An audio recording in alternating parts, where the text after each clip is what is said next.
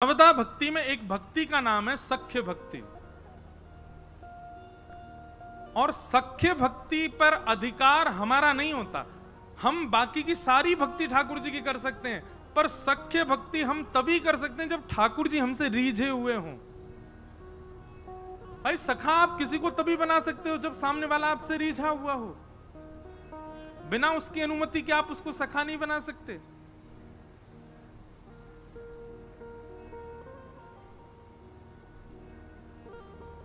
किन कारणों से ठाकुर जी रीझते हैं, ऐसे 3 कारण बताए हैं सुदामा जी के भीतर जो हैं। सबसे पहला, बहुत ध्यानपूर्वक सुनिएगा, विरक्त इंद्रियार्थेषु। श्री सुदामा जी महाराज अपनी इंद्रियों से परम विरक्त हैं। इंद्रिय विरक्त का मतलब क्या होता है?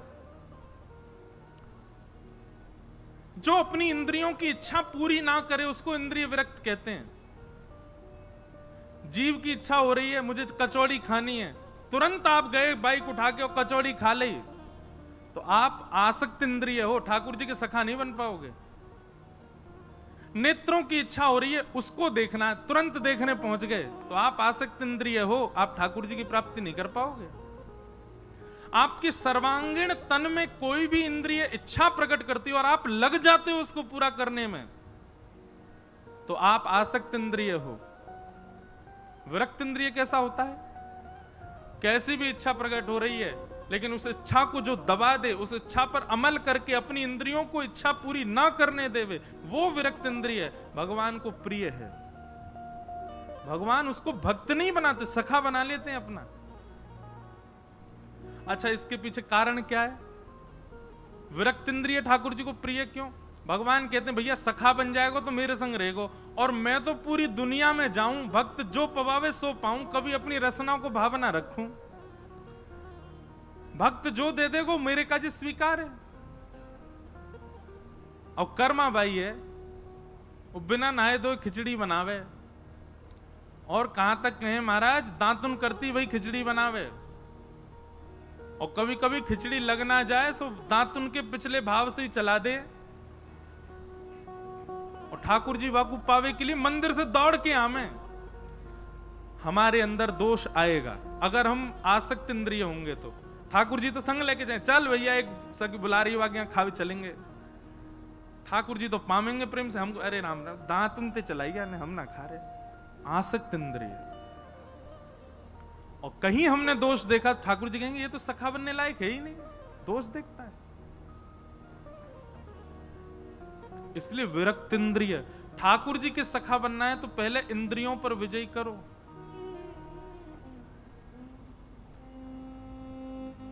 सबरी ने बेर खिलाए ठाकुर जी को। सबरी बेर कैसे खिलाती? पहले चख के देखती, अगर खट्टा होता तो दूर रख देती, मीठा होता तो ठाकुर जी को दे।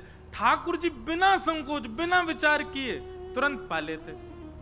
बीच बीच में सबरी बेर देती, ठाकुर जी के मुख में बेर होता तो ठाकुर जी लेके, लो लक्ष्मण पाओ। लक्ष्मण जी देख के कहते झूठ और बेर है, मैं तो ना खा रहा हूं। ऐसी संतजन कथा बताते हैं कि जब लक्ष्मण जी के जब लंका से लौट करके वापस आ गए, तो एक दिन राम जी से लक्ष्मण जी ने कहा कि कुछ प्रवचन सुनाओ। तो राम जी उनको यही प्रवचन सुनाने लगे। बोले लक्ष्मण आज तुम जीवित हो ना, सबरी जी की वजह से। बोले क्यों? बोले तुमको लग रहा था कि मुझे दिख नहीं रहा है, पर तुम बेर खा नहीं रहे थे, तुम पीछे फेंकते जा रहे थे। वही बेर हिमालय पर संजीवनी बूटी बने जिन्होंने तुम्हारी प्राण रक्षा करी। अरे भैया मेरी परम भक्ता सबरी का उच्छिष्ट था, वो उन्हीं में ही अमृत तत्व आ रहा था उसके मुख लग जाने से। वो झूठे नहीं थे, उन्हीं अमृत तत्वों ने तुम्हारी रक्षा की। तो पहला गुण भगवान क्या देखते हैं अपने सखा में? विरक्त इंद्रिय। इंद्रियों से विरक्त होना चाहिए। इंद्रिय आसक्ति यदि आपके चित्त में है तो समझ जाना राधारमण जी जल्दी स्वीकार नहीं करेंगे। दूसरा, प्रशांत। दूसरा लक्षण भगवान को अपने सखा में क्या चाहिए?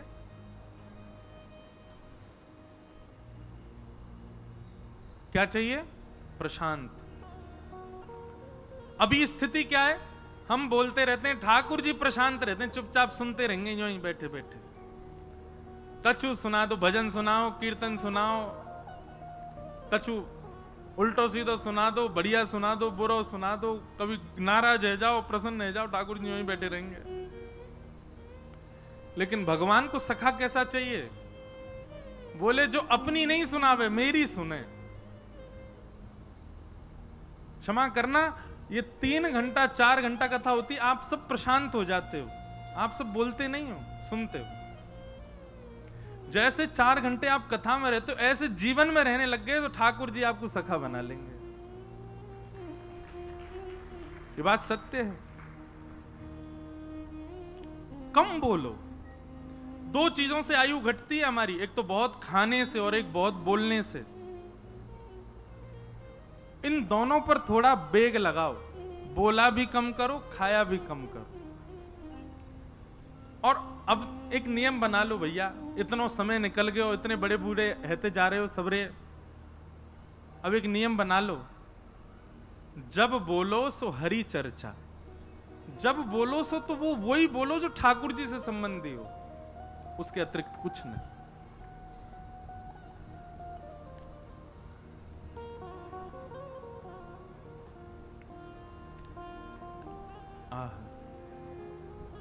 दूसरा गुण क्या है? प्रशांत, अत्यंत शांत।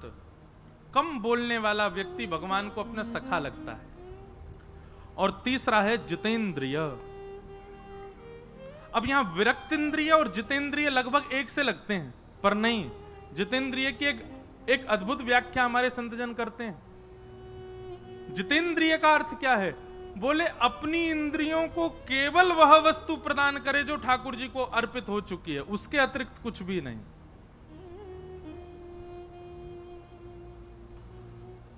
केवल वह वस्तु प्रदान करे जो ठाकुर जी, मतलब नेत्रों से उसको निहारे जो हरि संबंधी है, कानों से उसकी चर्चा सुने जो हरि संबंधी है या हरि की चर्चा कर रहा है, जिह्वा पर केवल वो जाएगा जो ठाकुर जी को पधराया जा चुका है, वस्त्र भी वो पहनेंगे जिससे ऐसा लगे हम ठाकुर जी के ही हैं, अपना मुख आकृति, चाल ढाल, बोल चाल, सारा जीवन ऐसा बना ले कि देख करके, बैठ करके, सुन करके ऐसा लगे निश्चित ही भगवान का कोई इसके अंदर भगवत भक्ति भाव है।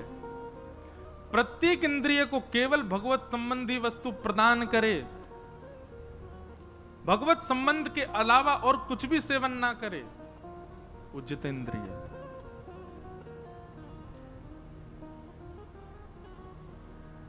ये 3 लक्षण हैं श्री सुदामा जी में, और यही 3 लक्षण यदि मानव अपने जीवन में उतार ले तो ठाकुर जी उसको सखा बना लेंगे अपना। लाइए इन 3 लक्षणों को लाइए। भगवान के सखा हैं सुदामा जी, कभी द्वारिका का जिक्र भी नहीं करते अपनी पत्नी के आगे। क्यों? क्योंकि कहीं पत्नी ने कभी ये कह दिया कि आपके सखा हैं श्री कृष्ण, कभी चले जाओ उनके पास, कुछ मांग लाओ उनसे। मैं मांगने अपने सखा के पास नहीं जाऊंगा। सखा को तो दिया जाता है, मांगा थोड़ी जाता है, और देने के लिए मेरे पास कुछ है नहीं तो मैं जाऊं कैसे? इसलिए कभी द्वारिका की चर्चा नहीं करते। बहुत कष्ट में जीवन जीते हैं पर कभी द्वारिका का कोई भाव नहीं, अंतरंग भाव से नित्य द्वारिका का स्मरण करते हैं, पर चर्चा में कोई द्वारिका की बात नहीं आने देते। कभी लीला सुनाते भी हैं तो बाल्यकाल की लीला सुनाते हैं, द्वारिका का नाम नहीं लेते। कहीं द्वारिका के स्मरण से पत्नी के मन में यह ना आ जाए कि चलो जाओ आप भी द्वारिका होके आओ। पर एक दिन सुशीला के मन में आया और उसने जाकर के सुदामा जी से हट पकड़ ली कि आप अपने सखा कृष्ण से मिलने जाइए। सुदामा जी बोल रहे हैं कि अयम ही परमो लाभो उत्तम श्लोक दर्शनो। अरे मैं नित्य श्याम सुंदर का दर्शन करता हूं अपने चिंतन में ही, वहां जाने क्या? अरे सुशीला, मैं अभी बता रहा हूं, आज नीले वर्ण के वस्त्र पहने लाला ने, आज ऐसा मुकुट पहनो है, आज ऐसा पटका पहनो, और तू दावो कर ले, कोई सो पूछ ले, अगर कोई द्वारिका में हो और द्वारिका से आया हुआ सो पूछ ले, ऐसा ही श्रृंगार होगा आज, मुकुट नित्य दर्शन होवे लाला को। मुझको जावे की कहां आवश्यकता। बंधु ये बात सत्य है कि जब आपका चिंतन सुदृढ़ हो जाता है ना, आप मथुरा बैठे बैठे चिंतन करो, आज वृंदावन बिहारी लाल जी ने ऐसी पोशाक पहनी होगी, आज वृंदावन बिहारी लाल जी का ऐसा श्रृंगार होगा, ऐसी माला होगी, आप चिंतन करोगे, चिंतन सुदृढ़ होगा, मन पवित्र होगा, तो निश्चित आपके चिंतन में वही स्वरूप आएगा जो वास्तव में बिहारी जी का होगा।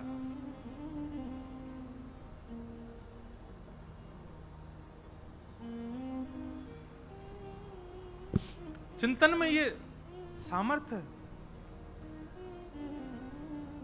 हमारे पंडित श्री गया प्रसाद जी महाराज और उड़िया बाबा दोनों को इतना प्रेम कि पंडित जी महाराज को खांसी होती तो उड़िया बाबा दूर बैठे बैठे अचानक से स्तब्ध रह जाते और वहां बैठे लोगों से बोलते, अरे पंडित जी महाराज को खांसी आ रही है।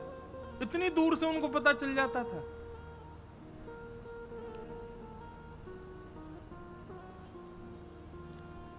हम जिसका निरंतर चिंतन करते रहते हैं ना, उसके हृदय के आव भाव हमको स्पर्श करने लगते हैं।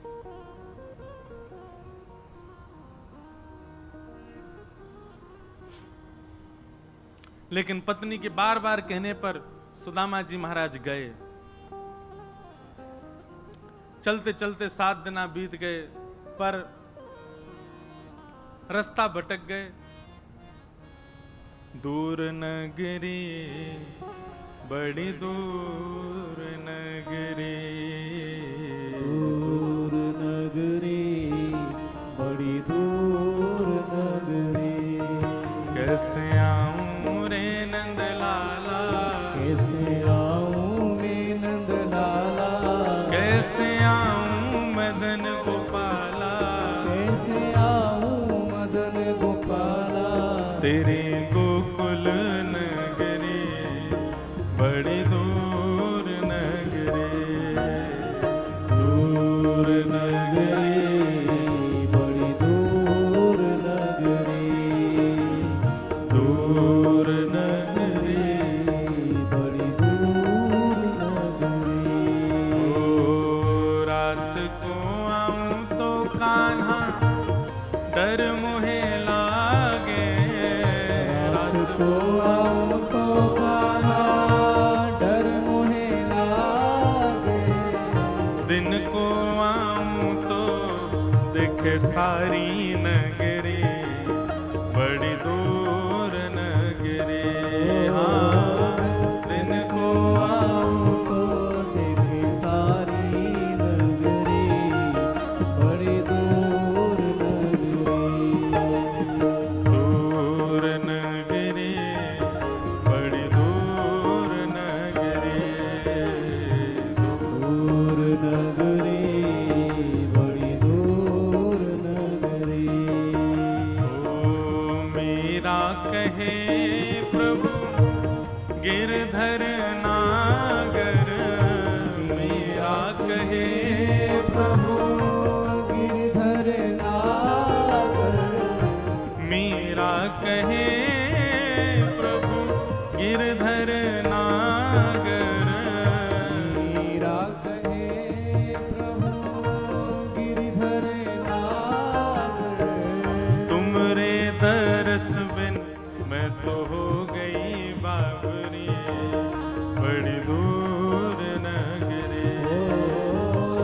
तुमरे दर्श बिन तो हो गई बाबरी, बड़ी दूर भाव से दूर नगरी, बड़ी दूर नगरी, दूर नगरी, बड़ी दूर नगरी।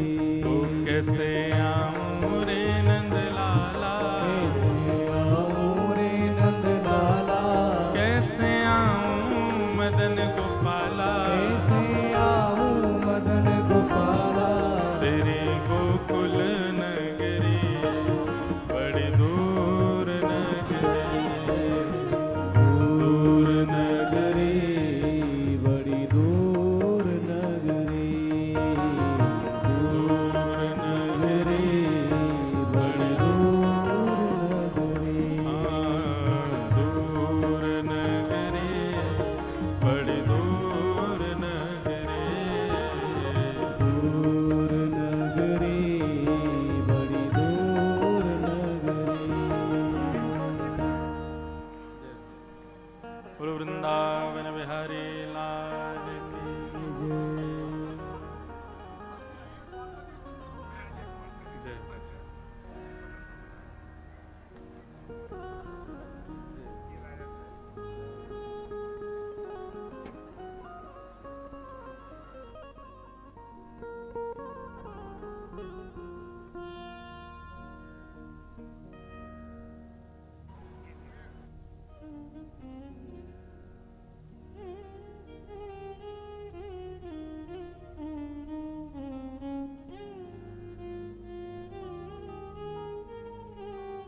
द्वारिकाधीश जी पधारे हैं कथा में। हमारे द्वारिकाधीश मंदिर के मुखिया जी पधारे हैं, सब पधारे हैं, सबके श्री चरणन में बारंबार संभाल के रखें।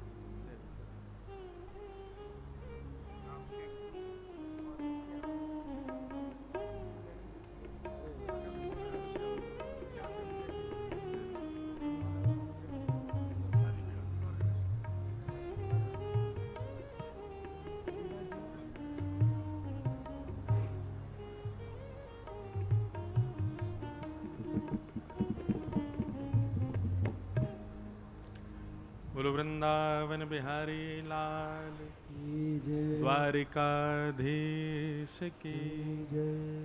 श्री द्वारिकाधीश हमारे विश्राम घाट पर विराजमान प्यारे ठाकुर जी के पूज्य मुखिया जी पधारे हैं, बारंबार आपको प्रणाम। द्वारिका ही जा रहे सुदामा जी और द्वारिकाधीश के मुखिया जी आ गए। मानो ये सब संयोग है, मिलाने पड़े, ऐसे ना मिले। मानो ठाकुर जी कह रहे हैं तू गारो दूर नगरी ले, मैं खुद ही आएगो। सुदामा जी तो कहीं गए ना, बैठो बैठो गारो, चल के गाए तो समझ आए। बड़े कृपालु हैं ठाकुर जी, अपनी उपस्थिति कैसे भी दर्ज करा दें ठाकुर जी कि मैं यहीं हूं, कहीं ना हूं। तो सुदामा जी पहुंचे और वहां द्वारपालों को जाकर के बताया। द्वारपालों ने भीतर जाकर के भगवान को संकेत किया। ठाकुर जी सुनते ही दौड़े और जाकर के द्वार से सुदामा जी को लेकर के अपने भवन में आए। खूब स्वागत सत्कार, खूब आनंद से सब हुआ। सुदामा जी एक रात्रि से ज्यादा द्वारिका रुके नहीं, भगवान ने उनको रोका भी नहीं। जबकि रुक्मणी जी ने एक आध बार कहा कि भगवान आपके सखा हैं, अरे गहरे राजा तो यहाँ 4-4 दिन रुक के चले जाते हैं, आप सबको रोकते हो। आपके सखा हैं, एक आध दिन रोक लो उनको। भगवान ने भी आग्रह नहीं किया। रुक्मणी जी को कहने लगे, बोले रुक्मणी जी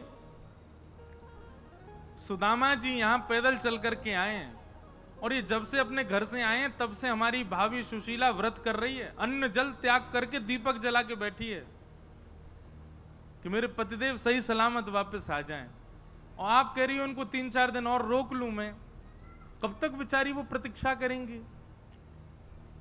इसलिए हमने रोका नहीं, हमने कहा अभी जल्दी पहुंचे, जाके सुशीला को मिलें तो वो अपना व्रत तो भी तोड़ लेंगे। लक्ष्मी जी को ये भाव सुनकर के बहुत दया आई। लक्ष्मी जी पहले ही पहुंच गई, महाराज सुदामा जी से पहले ही जाकर के सुशीला का सुंदर श्रृंगार कर दिया, बालकों के लिए नए नए वस्त्र ले गई। और महाराज लक्ष्मी जहां चरण पधरा दे वो तो सुंदर हो ही जाना है। पूरे भवन खड़े हो गए भगवान की कृपा से।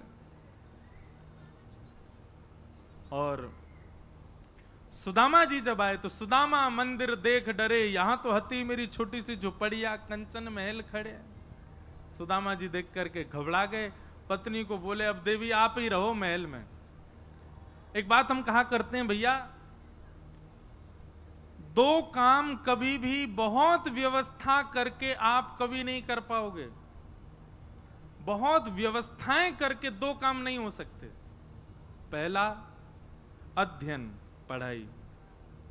बहुत व्यवस्थाएं यदि कर लोगे तो आप पढ़ नहीं पाओगे। कमरा में महाराज 15 तकिया लगा रखी हैं, एसी लगा रखो है, कंप्यूटर भी है, लैपटॉप भी है, आईपैड भी है, फोन भी है, स्पीकर भी है गाने सुनने को, फ्रिज भी रखी है, उसमें जूस रखे हैं, चॉकलेट धरी है और दुनिया भर के बच्चा के जो सामान चाहिए वो रखे हैं, चिप्स रखी हैं, पूरा वो रखी है। रात में भूख लगे पढ़ते पढ़ते कभी नहीं पढ़ेगा वो बच्चा। जिसको इतनी व्यवस्थाएं करके दे दो कैसे पढ़ेगा वो। इसलिए अध्ययन में ज्यादा व्यवस्था नहीं होनी चाहिए। और दूसरा, भजन में ज्यादा व्यवस्था नहीं होनी चाहिए। आप बहुत व्यवस्था करके यदि भजन करने बैठोगे आपका भजन छूटेगा। इसलिए इन दोनों में जितनी हो सके कम व्यवस्था रखो, भजन और अध्ययन दोनों। कथा में हमारे साइड में बेचारे कछु वैष्णव कुर्सी पे बैठे हैं, बढ़िया सोफा पे, अच्छे हैं, लेकिन ये सब सुनने वाले हैं। इनकी नहीं कह रहा हूं, कई जगह इतनी व्यवस्था होती है, इतने बढ़िया वाले सोफा होते हैं कि सो ही जाएं बैठते ही।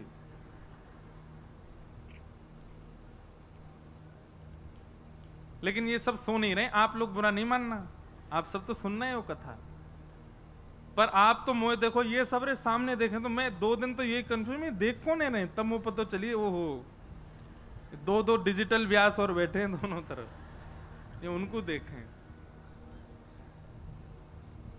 पर कथा, भजन, कीर्तन, दर्शन, ये जितना अव्यवस्था में करोगे उतना आनंद आएगा। आप क्षमा हैं, अगर आप वीवीआईपी दर्शन करे आओ ठाकुर जी के, आपको दर्शन का मूल्य ही नहीं पता चलेगा, आपको लेगा झटपट ही हो गए दर्शन तो। लेकिन महाराज 3 घंटा है लाइन में खड़े हैं, पीछे वाले कोनी डाल रहे हैं, फिर बीच में तो कोई आ गो और महाराज खींच के वाके कुर्ता फाड़ रहे हैं, भाई हट, हम 2 घंटा से खड़े हैं यहाँ पे, कांते गुजरो बीच में। और तब भी गए तो मंदिर में जाकर के महाराज कोई की कोहनी पड़ रही है, कोई के बाहर आ रहे हैं आगे, कोई लंबो आगो ए नीचे है जाने, तब दिखे नेक ठाकुर जी। वो असली दर्शन है ठाकुर जी को।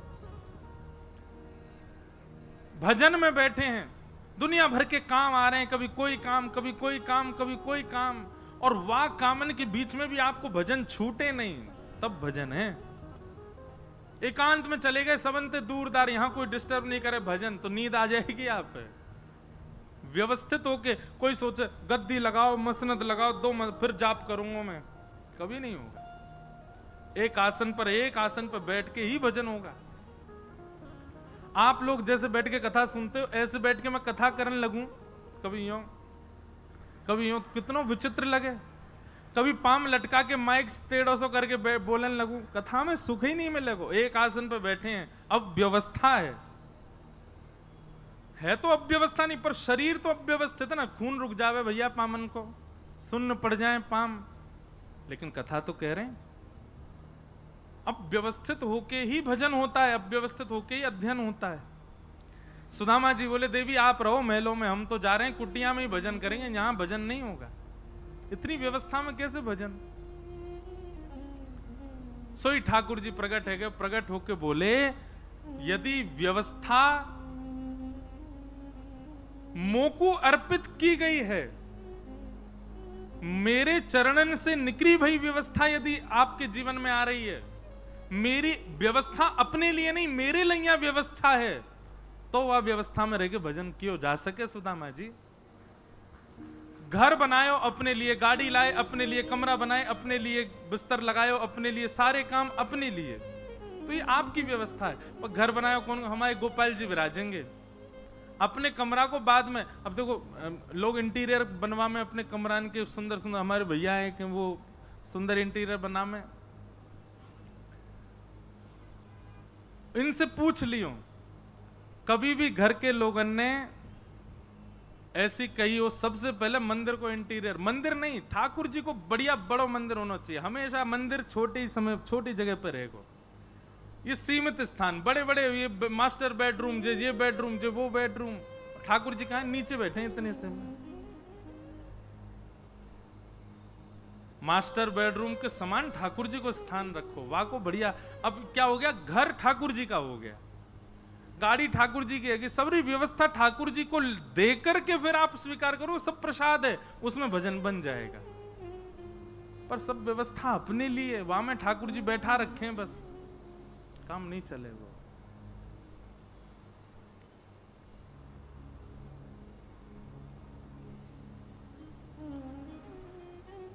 सुदामा जी को भगवान ने कहा, सुदामा जी यदि व्यवस्था मेरे लिए हो और मेरे को दी गई व्यवस्था प्रसाद रूप में आप स्वीकार करो, तो वो व्यवस्था मति बिगाड़ेगी नहीं, वो व्यवस्था तो भलाई करेगी, मंगल ही करेगी। और सुदामा जी ने फिर उसको स्वीकार किया। एक बहुत सुंदर पद है, मैं कभी कभी गाऊं, हे मारा गिरधर लाल थारो नचायो नाचू रे, मारा गिरधर लाल थारो नचायो नाचू रे, मारा गिरधर लाल थारो नचायो नाचू रे, मारा गिरधर लाल थारो नचायो नाचू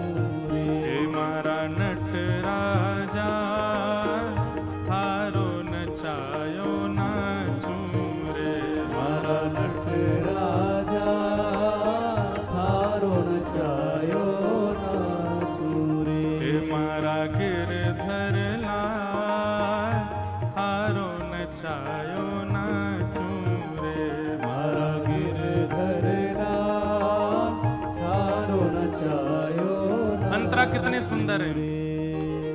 थारे घर में रहूं निरंतर, थारो ही हाथ चलाऊं।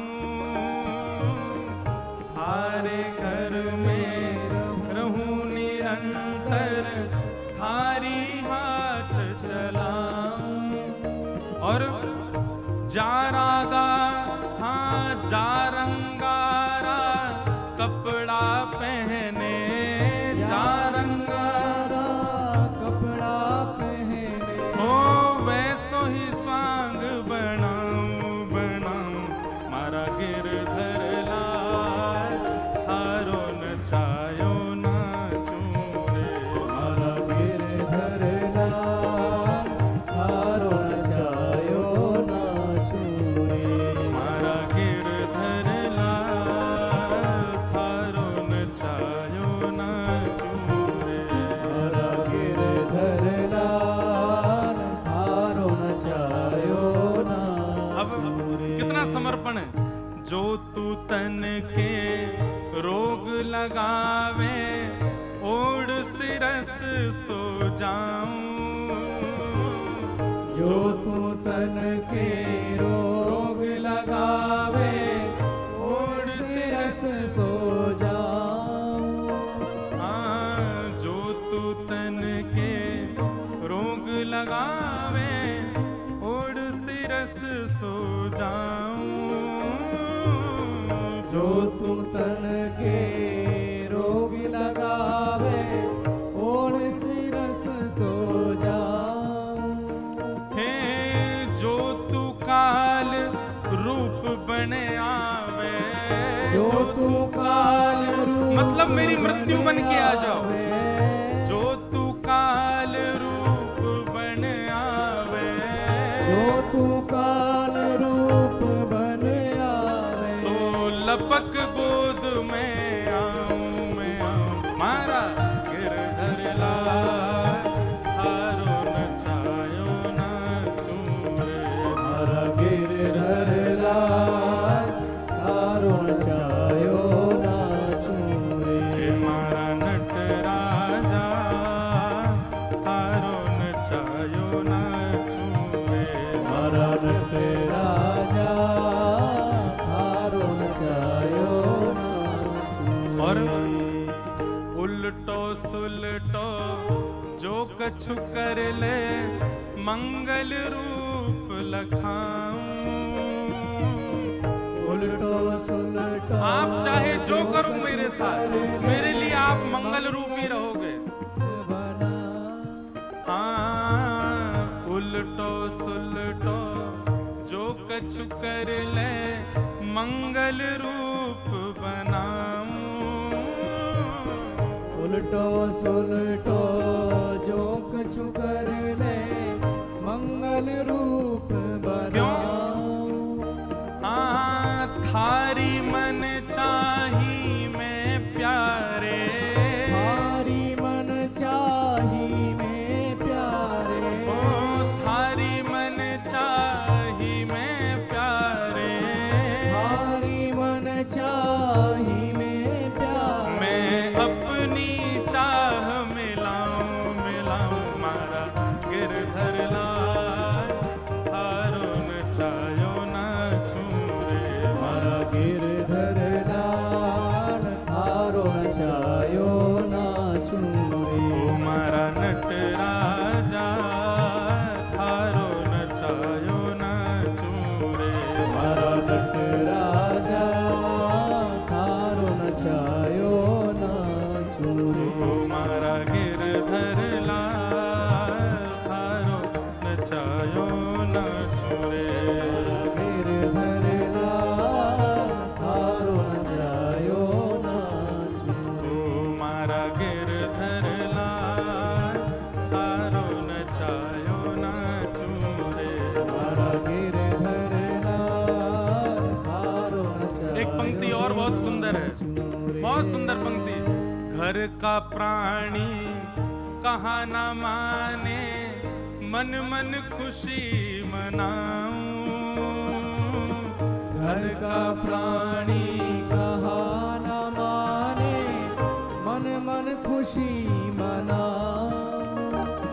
घर के लोग मेरी बात नहीं सुनते, लेकिन मुझे इससे बड़ी प्रसन्नता, बढ़िया है, ना मानेंगे तो इनसे मोह मेरो कम होएगो। घर का प्राणी कहाँ न माने, मन मन खुशी मनाऊं।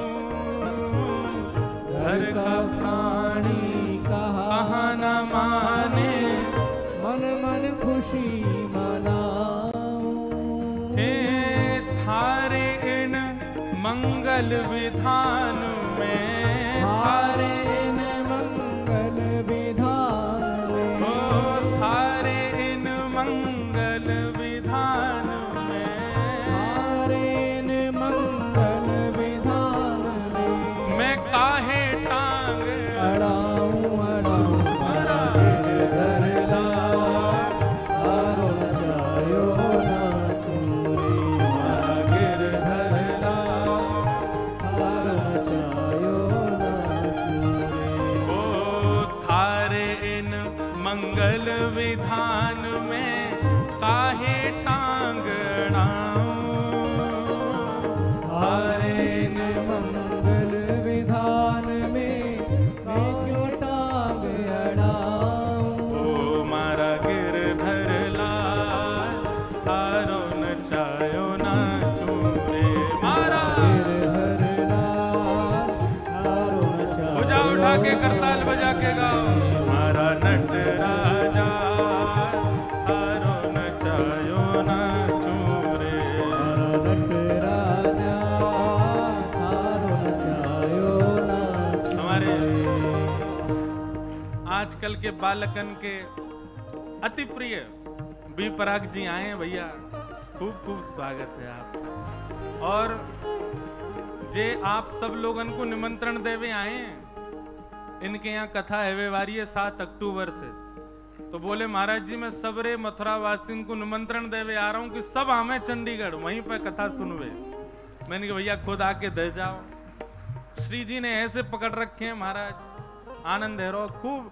मुख से तो बाहर ते तो बढ़िया गीत गावे, पर भीतर से तो केवल श्री जी को ही नाम गुणगान करें। खूब खूब स्वागत। सुनो अब देखो यहाँ कितनी अच्छी बात है। ओ जो तू ठोकर मार गिरावे, लकड़ी जो गिर जाऊं। जो तू ठोकर मार गिरा, सब लोग बैठ जाओ भैया, लकड़ी जो जितने लोग खड़े हो सब बैठ जाओ। हाँ जो तू ठोकर मार गिरावे, लकड़ी जो गिर जाऊं। जो तू ठोकर मार गिरावे, लकड़ी जो गिर जाऊं। इधर देखो सब क्या कह रहे हैं। बोले लाल जी अगर आप गिरा दो तो जैसे लकड़ी गिर जावे ना, लकड़ी एक बार भी प्रयास ना करे कि मैं गिरवे से बचूं, गिरी तो गिर गई। जो तू ठोकर मार गिरावे, लकड़ी ज्यों गिर जाऊं। पर आगे क्या कह रहे हैं। जो तू माथे ऊपर बिठावे, जो तू माथे ऊपर बिठावे, हाँ जो तू माथे ऊपर बिठावे, जो तू माथे ऊपर बिठावे, मैं तो भी ना शर्माऊं। मारा गिरधर लाल, थारो नचायो नाचूं रे। हे मारा गिरधर लाल, थारो नचायो नाचूं रे। हे मारा गिरधर लाल, थारो नचायो नाचूं रे मारा। नट राजा, थारो नचायो नाचूं रे। हे मारा गिरधर लाल,